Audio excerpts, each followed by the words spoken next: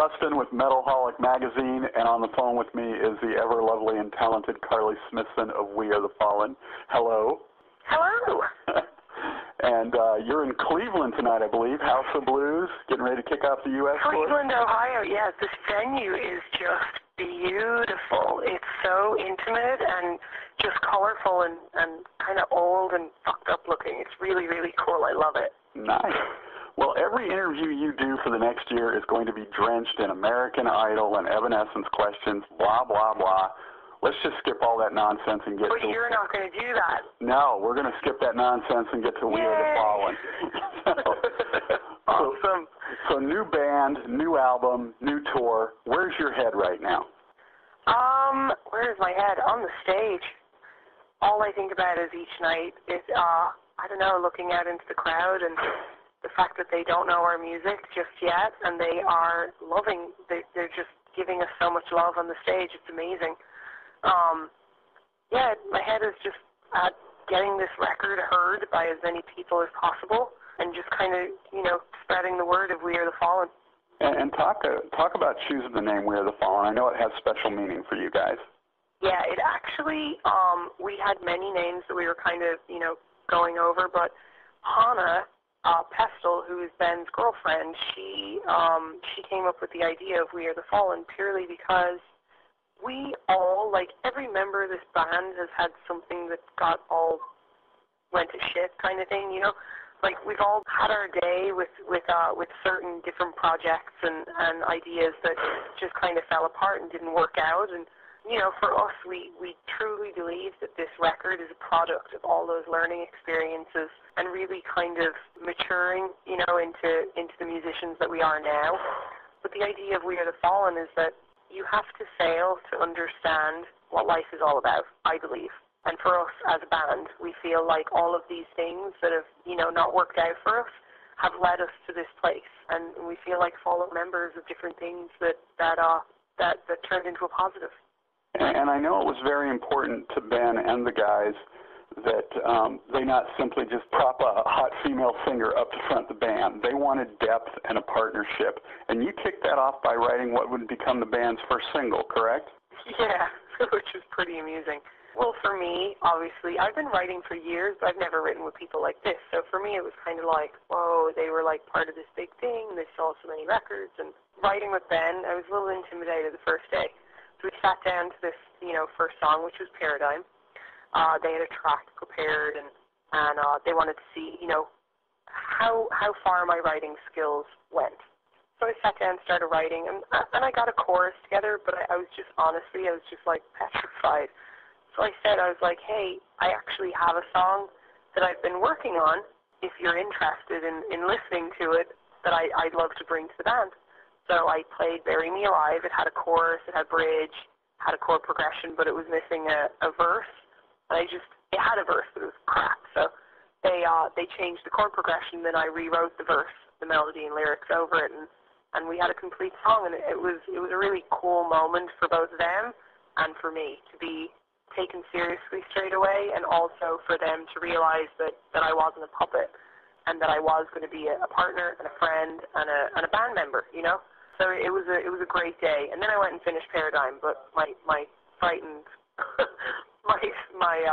my scary moment was over. So but yeah, writing Bury Me Alive was definitely a really cool kind of point for the band. It showed that we were going to be a real band, which was great. And what's the story behind Bury Me Alive? Bury Me Alive is about all of those people that I have met along my journey, you might say, that have just kind of, you know, because I've been in the industry for a long time, and I left the industry for a while, like the music industry, and I went off and I just decided, you know, I want to be a bartender. Because I just wanted, like, a regular job with people that didn't have any air about them, if you know what I mean. And just being in the industry for so long, I've met some amazing people, amazingly great people. Like, I won't be negative about my whole experience because I have met some truly amazing friends. And I'm the type of person that if you're a friend of mine, and I mean a true friend, you're part of my family, you know? And I really let you in, and I do anything for you. But I've had some people like that on my journey that I have thought were friends, only come to find out that through, success or whatever, while they got successful and I kind of stayed on my path, that they just changed and became this horrible idea of who they used to be, I've watched money, success, that kind of thing, or no money and success, just people that think they're great all of a sudden, but it's just about friends letting you down. That's kind of what the song is about. It's about those people that would bury you alive. They were once your friends, but they would bury you alive to get ahead in life. And you guys just released the video for it. So talk about shooting the video. Oh, it was amazing. It was, first of all, it was a little creepy. We were in a graveyard at 6 a.m. It was dark in Altadena, just outside LA, and we were burying Jamie King at 6 in the morning. It was crazy. They were, digging a hole. I was like, wow, they're really going to bury her. It was amazing. We were in a mausoleum, and just some of the shots are just visuals. They're just stunning. The stained glass was amazing. And it was everything that when we were writing the song, because the chorus lyric originally had something different, and we all went and saw a movie the night that we were kind of completing the writing of the song, and we watched a girl in the movie get buried alive. And just the visual idea of it, it was raining, it was very cool, and on the way home, we knew that we wanted to change that lyric. I was like, how about we change it to Bury Me Alive? And everybody loved it. So we immediately started thinking of the concept. What would the video be? And wasn't that really cool in the movie, the way that girl, she got buried alive? It was amazing. And honestly, we never met Jamie nor Kyle, the director. Right. And it was almost like they picked our brain when the treatment came into the label. We looked at many treatments, and this one just stuck out like a sore thumb, and I think it took the band all of about 5 minutes to agree that this is what we were going to pursue. So, it literally, seeing the finished product, it's just what we imagined when the song was being written, which is really cool. It was weird. It was amazing, though. It was really cool. But just, watching the video back, it's everything down to a T is just everything that we wanted this band to be.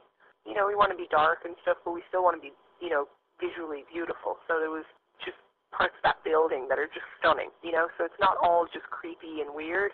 It still has, places that are really, beautiful to the eye. So that's kind of what we were going for. Now, Tear the World Down is a bold title for your debut. Is that how you guys are feeling right now as you showcase the band to the world? I think so.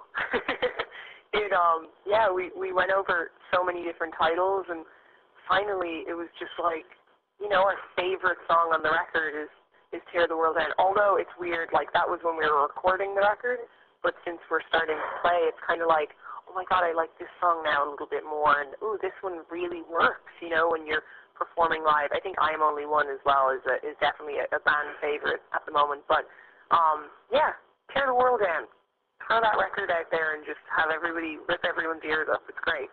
As soon as it starts playing, at the end of the set, people just freak out, even though they don't even know us. The song is so powerful.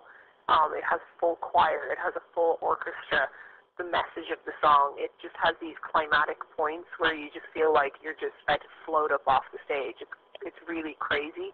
But yeah, it's the standout song on the record. I think, as John says, it's got the kitchen sink in there. Right. So it was definitely for us the standout song. If you were going to call the record after anything on the record, that's the title.